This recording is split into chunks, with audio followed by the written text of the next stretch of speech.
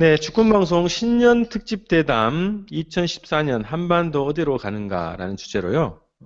대담을 준비했습니다. 오늘도 미주에 계신 통일학연구소 한호석 소장님 모셨습니다. 반갑습니다.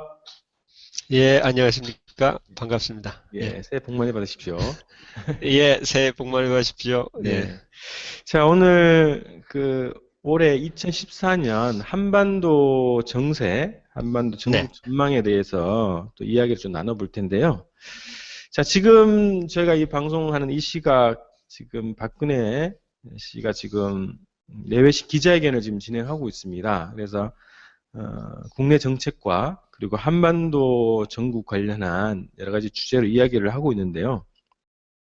우선 네. 이제 저희는 한반도 문제, 통일 문제와 관련한 이야기로 대담을 좀 집중적으로 해서 나눠보도록 하겠습니다. 자, 네. 지난 연말에 중앙일보 기고를 통해서 박근혜 정부가 대북 정책에 대한 입장을 밝혔습니다. 그리고 오늘 또 네. 신년 기자회견을 통해서요, 남북 관계 관련한 자신들의 입장을 네. 밝혔습니다.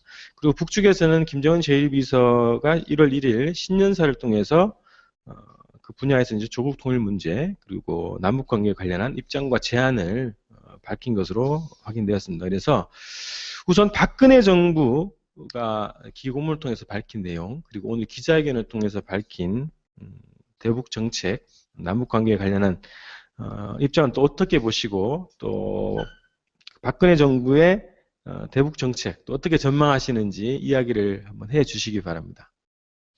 네. 박 대통령의 기자회견은 제가 이 방송 때문에 동시에 진행되는 바람에 네. 아직 접하지 못했고, 지난번 중앙일보에 박근혜 대통령 이름으로 발표된 어, 그 내용을 중심으로 해서 네. 얘기를 할 텐데, 아마 제 생각에는 오늘 이 시간의 기자회견 내용과 지난번 기고문에 나온 내용, 특히 대북 정책에 관한 것은 큰 차이가 없으리라고 생각이 됩니다. 음. 이제 중요하게 우리가 봐야 될 것은 한반도 신뢰 프로세스라는 대북 정책이죠. 네. 이것은 뭐 이번 기고문에서 처음 언급한 게 아니라 박근혜 정부가 출범한 이후에 자기들의 대북 정책을 한반도 신뢰 프로세스라는 이름으로 이렇게 제시했습니다. 근데 저는 그래요. 이왕 할 거면 프로세스라는 그 영어 낱말 쓰지 말고 네. 무슨 신뢰 조성 과정이라든가 뭐 이렇게 한반도 신뢰 조성 과정 그러면 좀 어때요? 그 좋잖아요. 근데 뭐 영어를 얼마나 잘하는지 모르겠으나 청와대 관리들이 한반도 신뢰 프로세스라는 말을 쓰는 바람에 제목부터 저는 마음에 좀 안 들어요. 네. 우리말을 쉽고 좋은 우리말을 살렸어야 되는데 하필 그걸 외래어 사용을 해서 거기서부터 지금 인상이 조금 빗나가기 시작하는데 아니나 다를까 그 내용 보면 이렇게 돼 있어요. 한반도의 신뢰 프로세스는 과거 북한의 선의에만 의존하던 유화 정책과 압박 일변도의 강경 정책이 보여준 한계를 극복하기 위한 것이다. 이런 대목이 그 기고문에 나오거든요. 여기 보면 이제 유화 정책과 강경 정책을 다 지향해서 새로운 대북 정책을 제시할 것처럼 이야기가 된 거죠.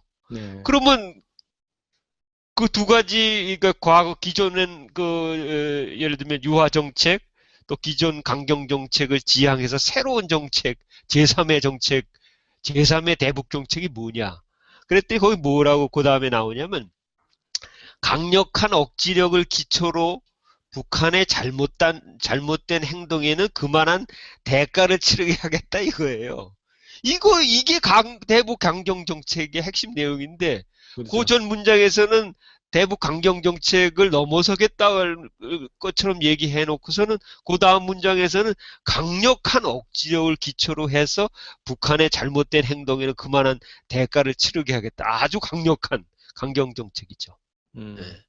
논리적으로 모순되는 거죠. 그러니까. 예. 그 다음 문장은 어떻게 이어지냐면 북한이 국제사회에 책임 있는 일원이 되고자 한다면 확실한 기회와 지원을 제공하여 한반도에 지속 가능한 평화를 구축하겠다. 이거예요. 다른 말로 하면 국제사회에 책임 있는 일원으로 되고자 하면은 기회와 지원을 제공해서 북을 개혁과 개방으로 이끌어내겠다. 이 얘기를 한 겁니다. 예. 그러니까 이렇게 보면은 이것도 또 다른 강경 정책의 일면이거든요. 예. 대화와 협상, 상호 존중의 원칙을 가지고 대북 정책을 수행해 나가는 것이 아니라 책임 있는 국제사회로 끌어내서 그래서 확실하게 기회와 뭘 지원을 하는지 모르지만 기회와 지원을 제공해서 예. 그래서 대북 정책을 수행하겠다는 뜻이니까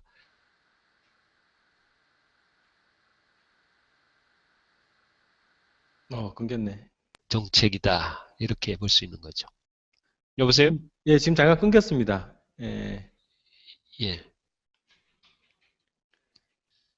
여보세요? 잠시만요. 예.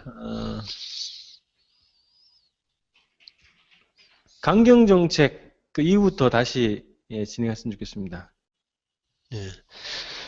그래서 이 한반도 신뢰 프로세스라는 대북 정책이 기존의 유화 정책과 기존의 강경 정책이 보여준 한계를 극복한다고 여긴 말을 해놓고 실제로는 강경 정책을 그대로 말만 바꿔서 되풀이한 것에 지나지 않는다 그런 말씀이에요. 네. 그러니까 예전에 그 대북 뭐 선핵 폐기 이런 네. 정책하고 다를 바 없다 이렇게 볼 수 있겠죠. 그렇죠. 예. 일단 북한의 비핵화를 명백하게 이 한반도 프로세스의 선결 조건으로 제시하니까 예.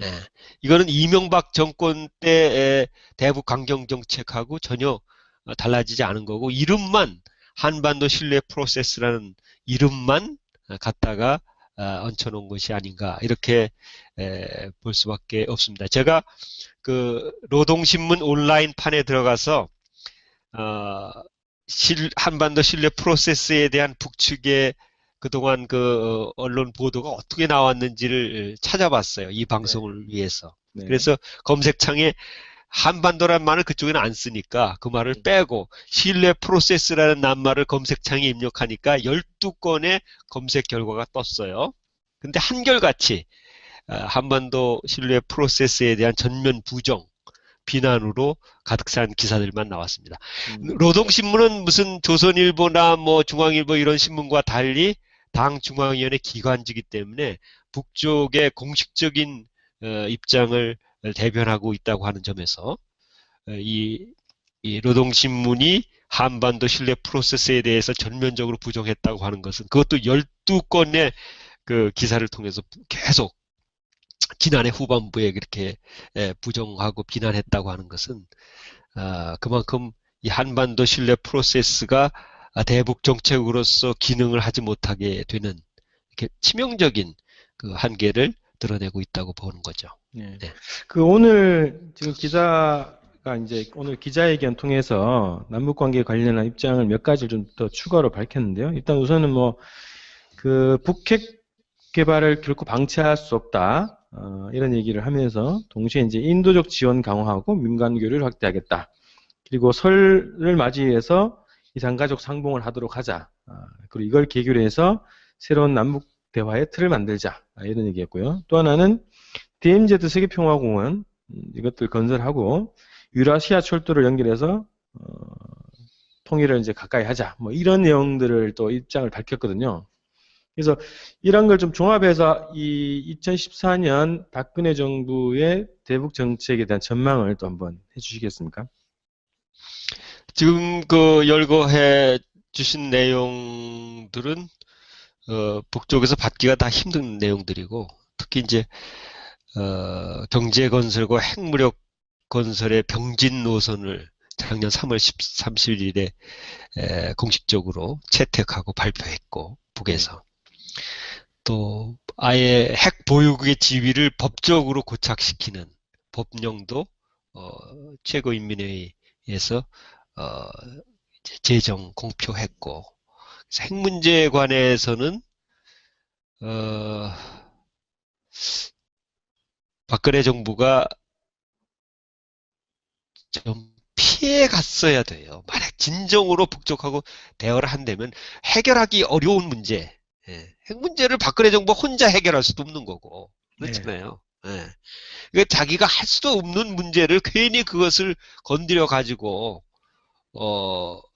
북쪽을 자극하지 말고 그것은 좀 뒤로 미루고 그리고 다른 문제부터 얘기했어야 북쪽에서도 우리하고 대화할 진정성을 가지고 있나 보다 이렇게 생각하고 반응이 오는 건데 지난번 기고문이나 지금 조금 전에 그 열거한 기자회견 내용이나 보면 뭐 한결같이 예, 북한의 비핵화입니다. 예.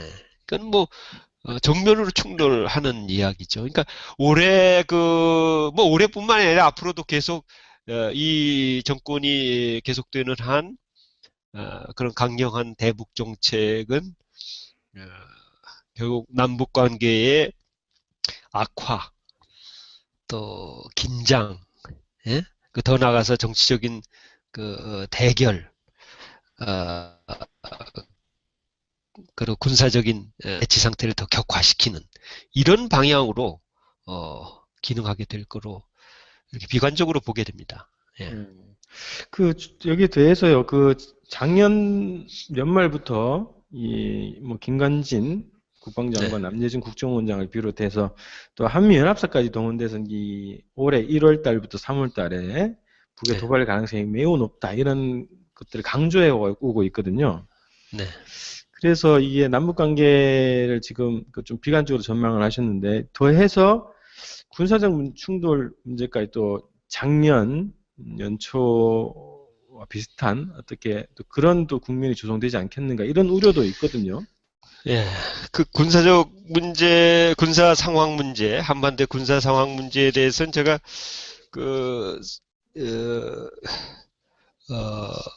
몇 가지로 이제 얘기를 하고 싶은데, 우선 어, 미국의 가장 권위 있는 외교 정책 자문 기관이라고 할까? 그것이 이제 Council on Foreign Relations라는 관계에 있어요. Council on Foreign Relations. 그러니까 뭐 대외 관계 협의회 우리말로 하면 혹은 뭐 외교 관계 협의회 이렇게 번역할 수 네. 있는 단체인데 여기에는 현직 관리들, 미 국무부의 현직 관리들, 외교관들 있죠. 고위급. 그 다음에 민간 외교 분야의 외교관을 지내온 민간인들, 또 학자들, 예? 외교 정치학 전공한 학자들, 국제문제 전공한 학자들, 이런 사람들이 뭐 집결한 이런 반 외교 문제에 관해 최고의 권위를 가진 이런 기구인데 그 기구 안에 한 분과처럼 뭐가 있냐면 Center for Preventive Action이라는 게 있어요. 그러니까 예방행동센터라고 번역할 수 있는데 예방행동센터라는 게 그 Council on Foreign Relations 안에 들어있는 하나의 산하 기구예요. 네.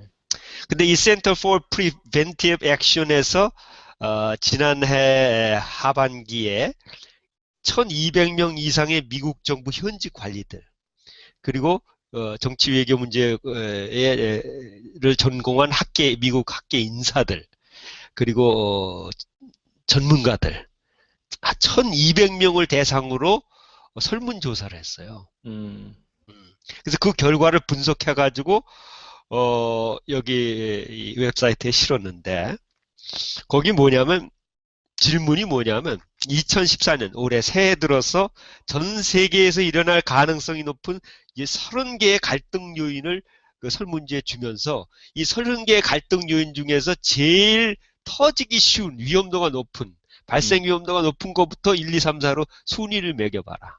네. 이게 이제 질문이었어요. 1200명에게. 음. 네. 그래서 그걸 다 종합해가지고 분석했더니 그 조사 결과가 나왔는데 그것을 지난 12월에 몇 주 전에 그 웹사이트에 올려놨어요. 그래서 제가 네. 들어가 봤더니 1위가 뭔지 알아요? 1위가 그러니까 올해 제일 위험하게 터지기 쉬운 데가 시리아 내전. 이건 뭐 터졌지. 지금 뭐 3년째 계속되게 터져 네, 네. 있고, 네. 이건 뭐 터지기 쉬운 게 아니라 지금 진행형이고, 현재 네. 진행형. 음. 2위가 뭐냐면 애프가니스탄 사태예요. 음. 이것도 뭐 현재 진행형이에요. 뭐 네. 터지고 말 거가 아니에요. 그 다음에 3위가 뭐냐면 3위가 시리아 내전이 더 격화돼가지고 시리아 인접국은 요르단이라고 있잖아요. 네. 그 요르단이 정치적으로 불안정하고 요르단이 다시 또 그 뭐 폭력 사태로 이제 휘말려 들어간다. 이게 세 번째니까 사실 이 세 번째 요인은 첫 번째 시리아 내전하고 연동돼 있는 거예요. 그렇죠? 네. 네. 그리고 네 번째가 뭐냐면 한반도 문제예요.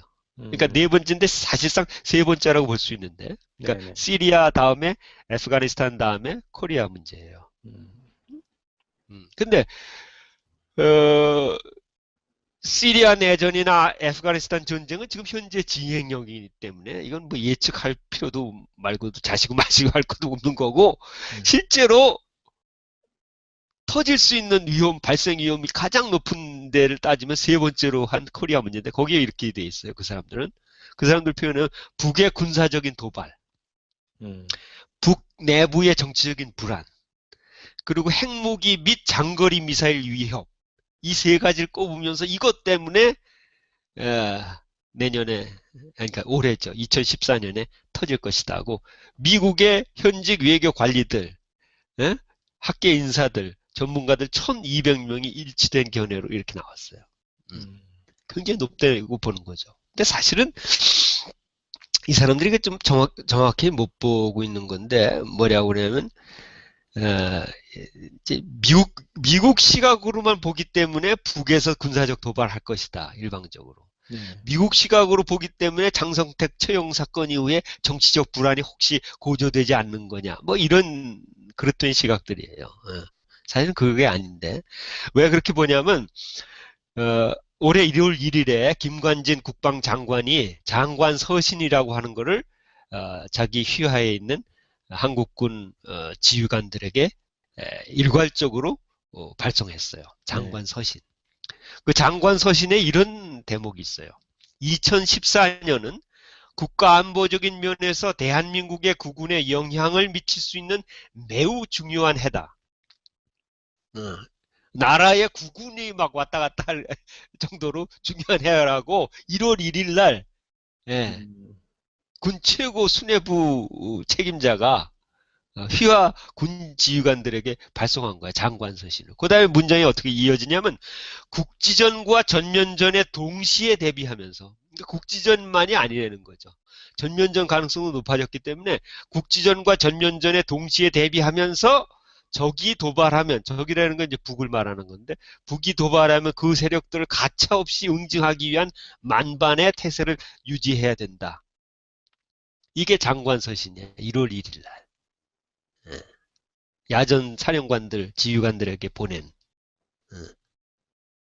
그 올해 뭐가 터질 것 같으니까 단단히 준비하고 있어라 이렇게 된 거죠. 그랬더니 그 다음 날 마치 이 장관 서신을 기다렸다는 듯이 1월 2일 날 한국군 제3야전군 전체 부대가 전면전 상황을 가정한 대규모 야전 기동훈련, 전투훈련을 시작했어요. 1월 2일 날.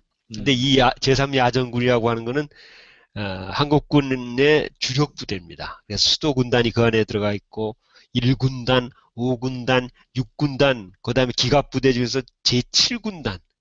군단이 무려 하나, 둘, 셋, 넷, 5개의 군단이 합해져서 제3야전군을 로 편성됐는데 수도권과 중부전선을 방어하고 있는 제3야전군이 전면전을 가상한 대규모 전투훈련을 1월 2일 날 했다니까요. 1월 1일은 차마 못하고 떡국 잡숴야 되니까.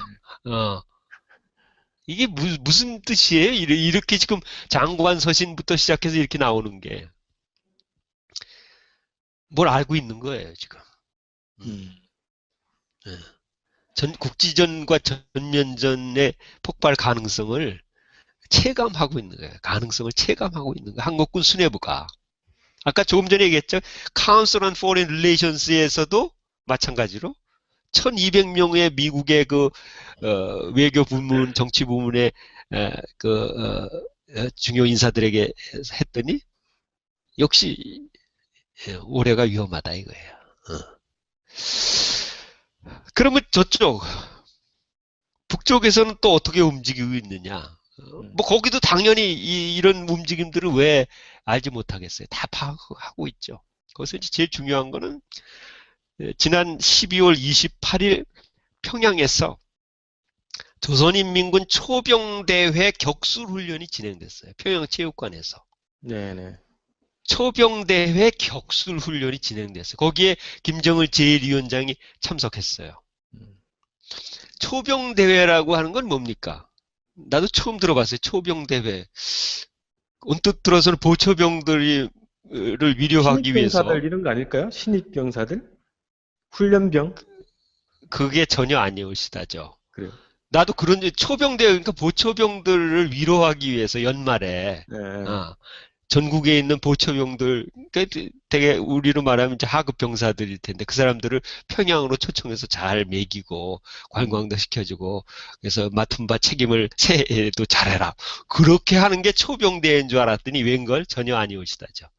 이 초병대회는 뭐냐면 인민군 최정예 특수부대 야전 지휘관들의 집합이에요. 지휘관들. 예, 야전 지휘관들.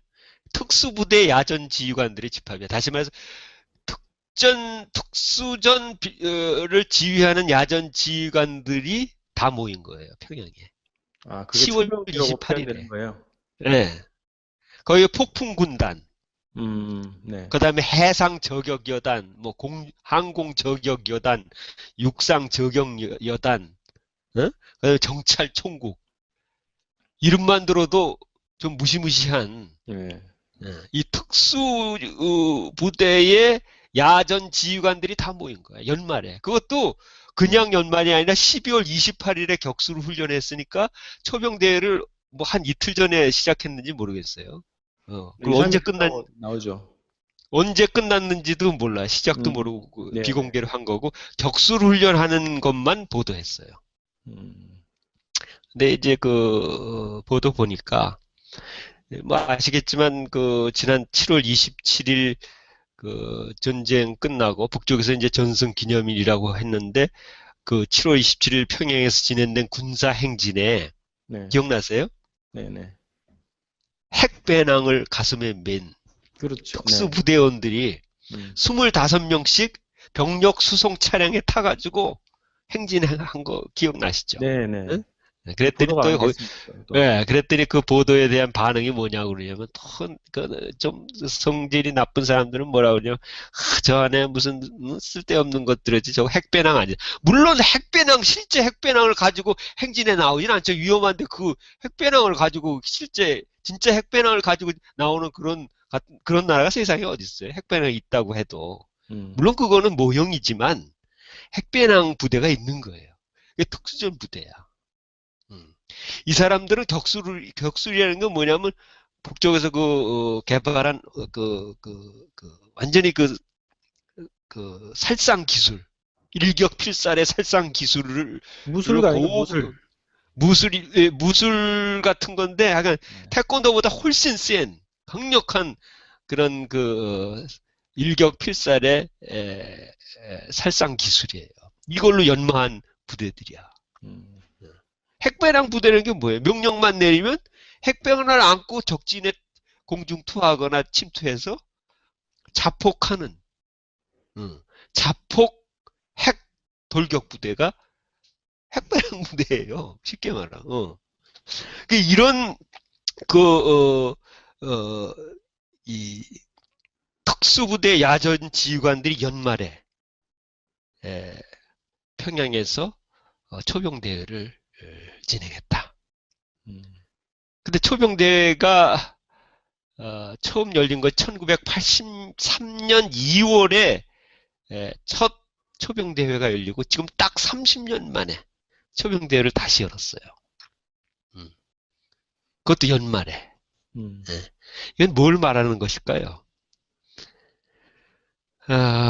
내가 볼 때는 2013년 12월 말일을 기해서 어, 이제 전쟁 준비가 완료됐다고 하는 것을 그렇게 에, 표현한 것이 아닌가 난 그렇게 생각합니다. 음, 어, 이 지금 조금 전에 제가 말씀드린 대로 남과 북에서 지금 이런 그 긴장된 분위기가 조성되고 있어요. 어, 이것이 2014년 새해를 맞는 한반도의 현 정세, 더 구체적으로 군사 상황이다. 이렇게 볼 수 있는 거죠. 네. 그러면 그 1월 1일 날 북측에서는 신년사를 네. 했지 않습니까? 거기에서 이제 네. 조국 통일 문제, 남북 관계와 관련한 입장을 제시를 했는데요. 네. 서로 이제 그 비방전을 관두고 남북이 네. 서로 우리 민족끼리 정신으로 화합할 때 대한 입장을 가지고 대화에 나오라라고 하는 그 입장이 밝혀졌습니다. 그래서 네. 그런 그 북측의 그 신년사를 통해 본 남북 관계에 대한 제안 이런 것들을 어떻게 또 볼 수 있는지, 어떻게 또 보시는지, 그리고 향후 예. 북측이 어떤 그 이 남북 관계 관련 어떤 행보를 할 것으로 예상하는지 좀 말씀해 주십시오. 예. 그 2014년 신년사, 김정은 제1위원장의 신년사 가운데서 이제 대남 정책에 관한 부분인데, 거기 이제 정확히 그 내용을 우리가 파악을 해야, 네. 그래야 대남 정책의 실체를 인식할 수 있다고 생각합니다. 이렇게 돼 있어요. 이 그대로 인용하면 우리 민족 문제, 북남 관계 문제를 외부에 들고 다니며 국제 공조를 청탁하는 것은 민족의 운명을 외세의 농락물로 내맡기는 수치스러운 4대 매국 행위입니다. 북과 남은 조국 통일 3대 원칙과 북남 공동선언에서 천명된 자주의 원칙을 견지하고 우리 민족끼리의 입장에 확고히 서야 하며 공동선언들을 존중하고 성실히 리행하여야 합니다. 이렇게 되어 있는 문장이 이거는 박근혜 대통령의 그 외교 행각을 정면으로 비판한 거죠. 외세에 의존하고 외세에게 청탁하지 말라. 국제 공조 이런 거 하지 말라 이거예요. 미국, 일본 뭐 이런데 유럽 이런데 다니지 말라 이 얘기를 이제 이렇게 한 거. 벌써 이제 여기서부터 이제 비판적인 견해가 이제 표명이 된 거고. 그 다음에 어떤 문장이 있냐면 북남 사이의 관계 개선을 위한 분위기를 마련하여야 합니다. 네. 우리 민족이 외세에 의해 갈라져 살고 있는 것만도 가슴 아픈 일인데 동족끼리 비방하고 반목질시하는 것은 용납될 수 없으며 그것은 조선의 통일을 바라지 않는 세력들에게 어부지리를 줄 뿐입니다. 백해무익한 비방 중상을 끝낼 때가 되었으며 화해와 단합의 저해를 주는 일을 더 이상 해서는 안 될 것입니다. 이거를 어떻게 해석되냐면 이거는 강경한 대북 적대 발언을 하지 말라. 이 얘기 아닙니까, 이게? 네. 제안이 아니에요. 하지 말라는 얘기죠. 요구죠. 그 다음에 이제, 뭐가 나오냐면, 남조선 당국은 무모한 동족 대결과 종북소동을 벌이지 말아야 하며, 자주와 민주, 조국 통일을 요구하는 결의의 목소리에 귀를 기울이고, 북남 관계 개선회로 나와야 합니다. 이렇게 되어 있습니다. 요 문장으로 보면은 북에 대한 대결 정책을 벌이라는 거. 그리고 남쪽에 있는 진보 세력에 대한 종북소동 탄압을 중지하라는 거. 이게 들어가 있는 거죠. 네. 그러니까 북남 관계 개선으로 나오기 전에 먼저 동족 대결적인 태도를 버리고 그다음에 종북소동을 중지하라. 이런 요구예요. 그러니까 만약 김정은 제1위원장이 대남 정책에서 박근혜 정부와 대화를 시작해야 되겠다고 하는 결심을 했더라면 이렇게 표현을 안 합니다. 제안을 하지. 예를 들면 그 전에 그 김일성 주석 그 신년사 보면 대남 제안을 했잖아요. 뭐 전 민족 대단결 정치협상회의를 제안합니다. 이렇게 표현이 돼야 돼요. 무슨 구체적인 제한이 나요. 돼요. 어. 음, 그래야 북쪽에서 남북 관계를 풀 의사가 있다는 게 그런 의사를 표명되는 거지. 여기 보면은 그게 아니라 요구하고 촉구하고 지적하고 비판하는 내용으로 돼 있거든요. 예. 이거는 대화할 분위기가 아니고 남북 대화로 나갈 남북 관계 개선으로 나갈 그런 조건이 성숙되지 않았다고 하는 것을 이렇게 표현한 걸로 나는 생각합니다. 네. 음. 그러면 이게 최근에 그 군사적 움직임, 그리고 군사적 여러 가지 행보들과 이 어떻게 보면 이제 대립적으로 보여지는 그런 입장들인 것 같은데요.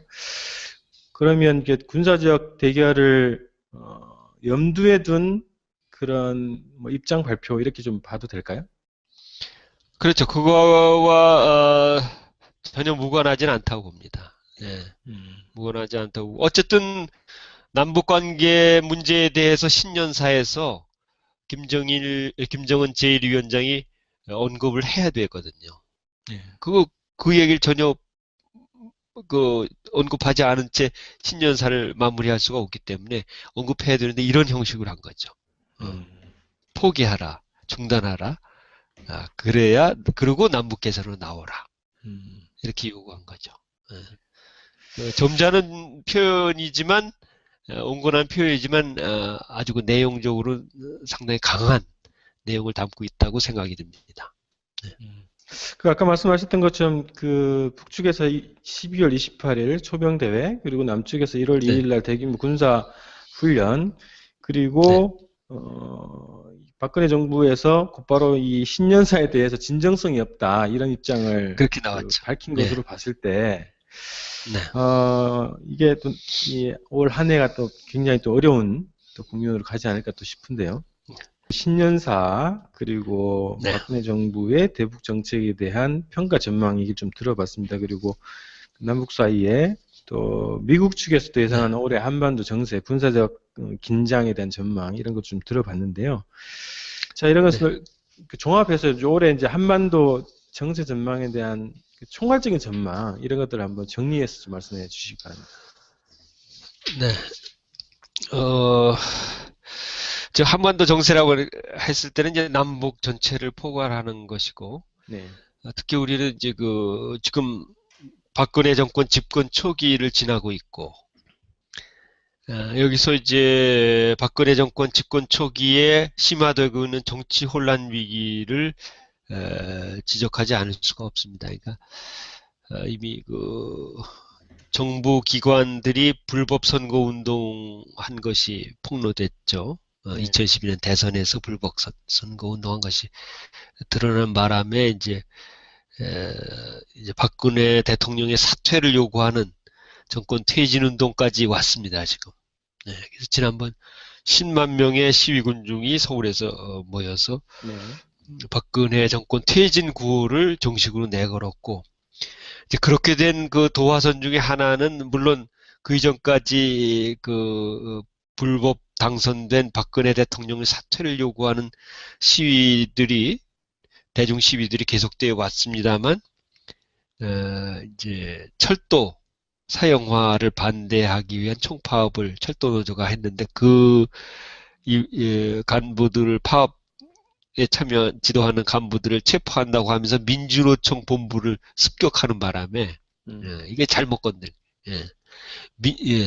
민주노조를 정면으로 적으로 만들어가지고 그냥 영장도 없이 그냥 쳐들어가서 마구 연행하고 하는 이 폭력적인 사태를 저지르는 바람에 드디어 민주노총이 박근혜 퇴진 운동에 전면에 나섰지 않을 수가 없는 상황이 된 거죠. 네. 네. 그래서 지금 전망적으로는 올 2월에 박근혜 대통령의 취임 2주년을 맞게 되는데 그때까지 민주노총을 중심으로 한 진보 진영과 민중 세력들이 총단결해서 정권 퇴진 운동을 줄기차게 밀고 나간다. 이거예요. 어. 얼마 전에 그 서울역에서 박근혜 사퇴를 요구하면서 네. 어떤 분이 예, 분신 김남중 자살을, 목숨을 그렇게 희생하셨는데, 지금 언론 보도에서는 이제 극구 그런 내용들을 좀 이렇게 완화하면서 네. 이렇게 자꾸 그냥 적당히 어떻게 해서 넘어가 보려고 그러고, 당연히 박근혜 정부 당사자도 적당히 어떻게 해서 넘어가고, 일부 세력을 종북몰이로 탄압하면서 이 위기를, 정치 혼란의 위기를 넘어가려고 하지만, 제가 봤을 때 때가 늦었습니다. 예, 그거 안 되는 거고, 그래서 올 봄에는 상당한 민중적 저항이 각계각층에서 일어나게 될 것이다는 게 하나의 전망이고요. 네. 그다음에 이제 중요한 거는 이제 경제 위기가 점점 심화되고 있다고 하는 겁니다. 그러니까 이게 자료에 보니까 지난 20년간 중국하고 한국이 교역하지 않았다면 해마다 60억 달러씩 무역 적자를 한국이 안게 됐을 거다 이거예요. 그러니까 결국 지난 20년 동안 한국이 경제적으로 버틸 수 있었던 거는 중국하고의 무역을 했기 때문이에요. 안 했으면 못 버티는 건데. 근데 문제는 뭐냐면 지금 20년이 지난 지금 와서 중국이 그 산업 생산력과 기술력을 부쩍 높여가지고 이미 이제 한국의 산업 생산력이나 기술력을 다 따라잡았어요. 예, 예. 이제 뭐, 예를 들면 중국의 7대 신흥 전략 산업이라고 그래서 나노 산업, 생명공학, 뭐 신소재, 신에너지 등의 5년 동안 1조 5천억 달러를 집중 투자 육성해가지고 올해 완료하거든요, 이게. 네. 5년 계획이 올해 완료돼. 음. 14년에. 뭐, 못 당하죠. 이거 어떻게 당하는 게, 1조 5천억 달러를 투자했는데 5년 동안 이 엄청난 물량 공세를 당할 수가 있나요, 한국이? 불가능해요. 음. 기록에 의하면 삼성전자와 현대자동차가 사실상 한국 경제를 좌우하고 있는데 시가총액을 따져보면 삼성전자와 현대자동차가 시가총액에서 16.4%하고 약 20% 이상을 차지하고 있어요. 이 두 회사가, 네. 두 재벌이. 예. 여기에 이제 명줄을 걸고 있는 거야, 한국 경제는. 예. 근데 이제 계속 이게 이제 안 되는 게 뭐냐면, 일본에서부터 신소재와 부품을 삼성전자와 현대자동차가 다 사들여서 조립 가공해서 팔고 있는 거예요. 지금 가지고 있는 스마트폰 같은 거 타고 다니는 현대자동차들이 다 일본의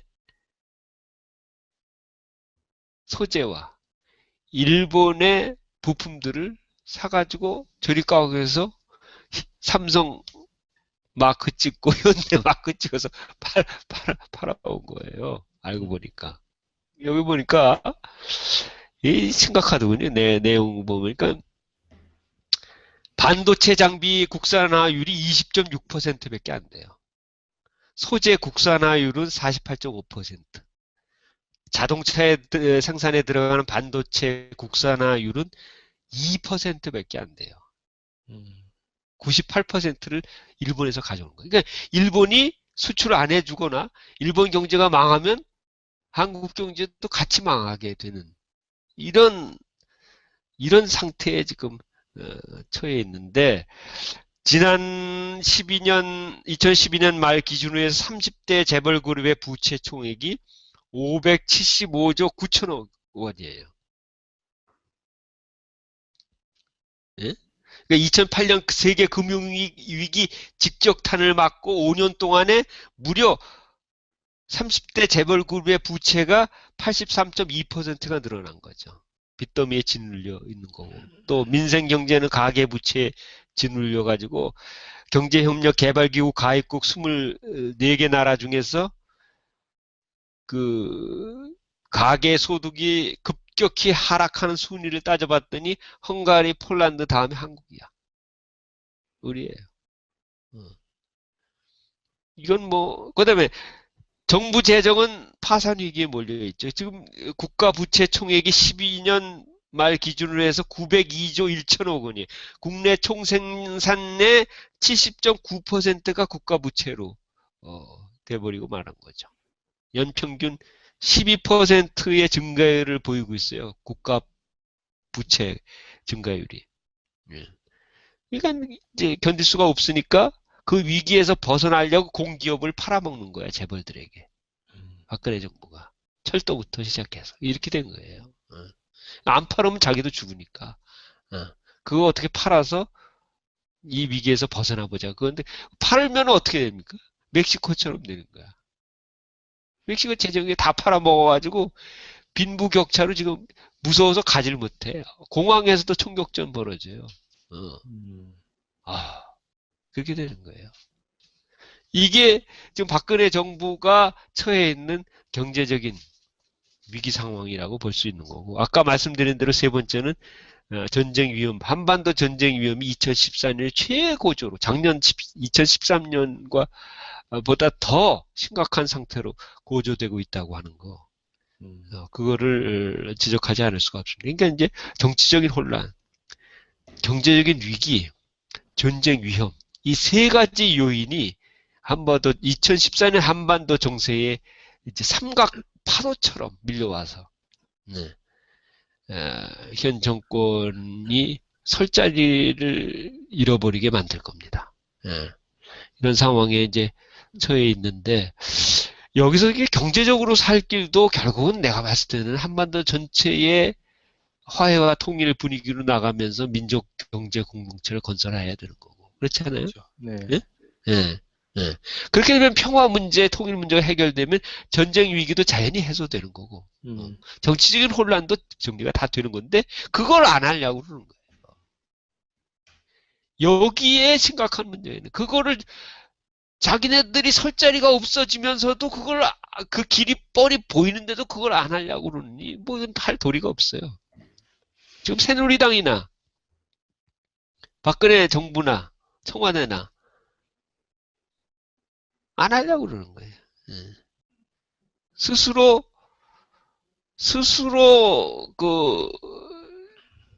이 고통과 불행의 길을 자초하고 있는 걸로 보입니다. 내 눈에는. 2014년 새해에 좀 희망찬 정세 전망을 드려야 되는데 독자 여러분에게. 근데 박근혜 정부와 새누리당이 워낙 판을 깨놔가지고 올해 참 정세 전망은 어둡다고 하는 거 이거죠. 그러나 민중적 시각에서 보면 우리는 또 다르게 볼 수 있어요. 네? 그렇잖아요? 이 극우 정권이 폭력 정권을 새로운 정권으로 교체할 수 있는 기회가 찾아오는 게 또 2014년이고. 그렇잖아요. 정권 퇴진 운동의 목표라니까 정권을 교체하자고 하는 거니까. 거기서 우리가 싸워서 승리하게 된다면 새로운 민주정권을 또 세울 수 있는 기회가 올해 또 우리가 민중 세력 진보 진영이 만들 수가 있는 것이고. 그렇죠. 그래서 올해 저희가 또 생각하는 거는 이 작년에 부정선거를 규탄하고 또 공공기관의 이제 사용화를 반대하는 그 거대한 이제 민주민생 투쟁 자체가 올해는 더욱더 평화번영이라는 이 투쟁과 더 밀접하게 전개하는 것이 필요한 때가 아닌가 이렇게 생각을 합니다. 연결되어 있는 겁니다. 그래서 오늘 이렇게 2014년 한반도 어디로 가는가라는 주제로 우리 한호석 소장님하고 장시간 또 대담을 나눴습니다. 그 다음에 선생님 다시 한번 모셔서 대담 나누겠습니다. 고맙습니다. 예, 고맙습니다.